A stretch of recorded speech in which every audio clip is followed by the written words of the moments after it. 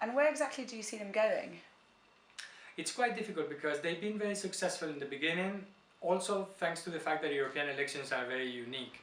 They are run on a single district with a proportional system, and this is typically across Europe the moment in which anti-establishment parties or new parties try to consolidate.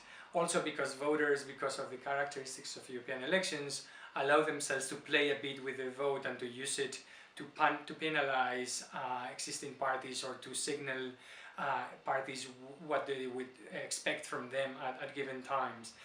Now we have, and we have already have one regional election in Andalusia. We have municipal and regional elections at the end of May, and then a general election in September. In November in Spain. It is going to be quite tough for them because their freshness, the message which is anti-establishment, will now have to be confronted with the actual and practical decisions that will be taken in different places as to do they support this or that party staying in power.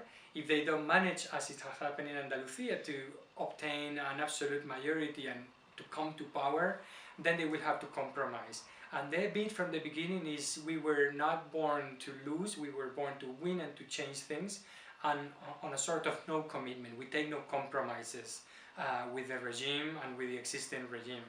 But now they're going to be challenged because if they don't get the numbers to govern by themselves, they will have to support other candidates. So either they adopt a strategy of confrontation, never voting with anyone coming from the establishment, but they would probably be criticized for that. And if they start playing normal politics, then they will lose their appeal. They will become yet another party taking difficult decisions which are difficult for voters to understand.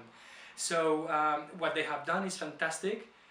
It was uphill until the European elections. It was downhill afterwards, where they were polling first in various national polls.